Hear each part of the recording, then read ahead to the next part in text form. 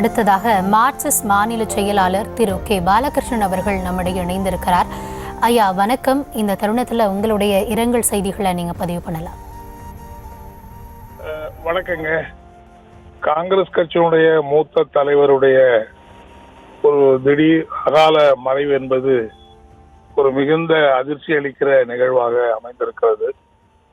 தமிழ்நாட்டில் காங்கிரஸ் கட்சியினுடைய அறிமுகமான முத்திரை பதித்த தலைவர்களில் EVKS இளங்கோவன் தனக்கென்று ஒரு இடத்தை பெற்றவர்.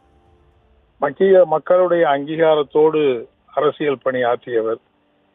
காங்கிரஸ் கட்சியினுடைய தலைவராக, அதனுடைய பொதுச் செயலாளராக, அதே போல ஒன்றிய அமைச்சராக, நாடாளுமன்ற உறுப்பினராக, இப்போது வரை கடைசி மூச்சு இருக்கிற வரை சட்டமன்ற உறுப்பினராக பல்வேறு தளங்களில் பொறுப்புகளை வகித்து மக்களுக்கு பணியாற்றிய குறிப்பிடத்தக்க தலைவராக திகழ்ந்தவர் திரு EVKS இளங்கோவன் அவர்கள்.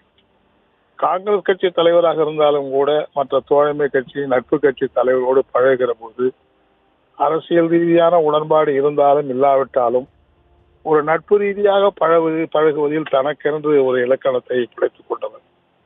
அதே மாதிரி அரசியல் கட்சிகள் பல நேரங்களில் பல கட்சிகளோடு கூட்டணியாக இருப்பது, சில நேரங்களில் எதிரணியாக செயல்படுவது என்பது தவிர்க்கவே முடியாது.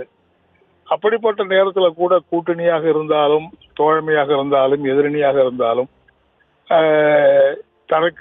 தனக்கு எது சரி என்று படுகிறதோ அதை கொஞ்சம் கூட தயக்கம் இல்லாமல் பழிச்சென்று பேசக்கூடிய ஒரு மனந்திறந்த அரசியல்வாதி திரு EVKS இளங்கோவன்.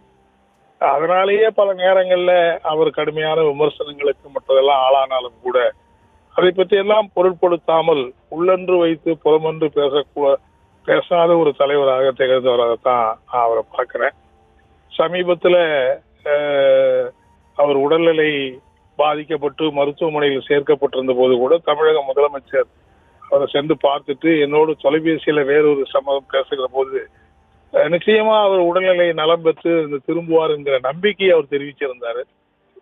நல்ல தீவிரமான சிகிச்சை அளிக்கப்பட்டிருந்தாலும் கூட அந்த சிகிச்சை பலனின்றி அவர் உயிரிழந்திருப்பது மிகுந்த அதிர்ச்சியும் வேதனையும் அளிக்கிறது.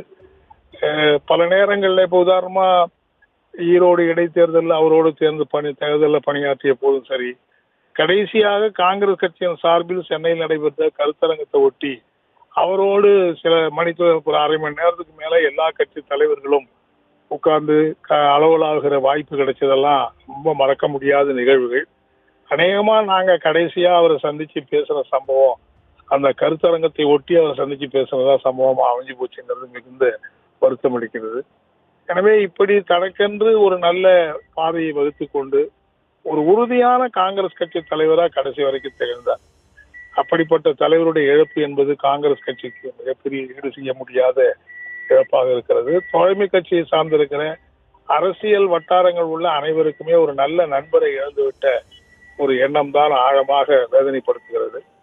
அதே மாதிரி அவருடைய பிரிவால் வாடுகிற அவருடைய குடும்பத்தினருக்கு எவ்வளவு ஆறுதல் சொன்னாலும் அது ஈடு செய்ய முடியாது. எனவே அவருடைய பிரிவால் வாடுகிற குடும்பத்தினருக்கும், காங்கிரஸ் கட்சி தொண்டர்களுக்கும், நிர்வாகிகளுக்கும் மார்க்சிஸ்ட் கம்யூனிஸ்ட் கட்சியின் சார்பில் என்னுடைய ஆழ்ந்த இரங்கலை பதிவு செய்ய விரும்புகிறேன். நன்றி திரு கே பாலகிருஷ்ணன்.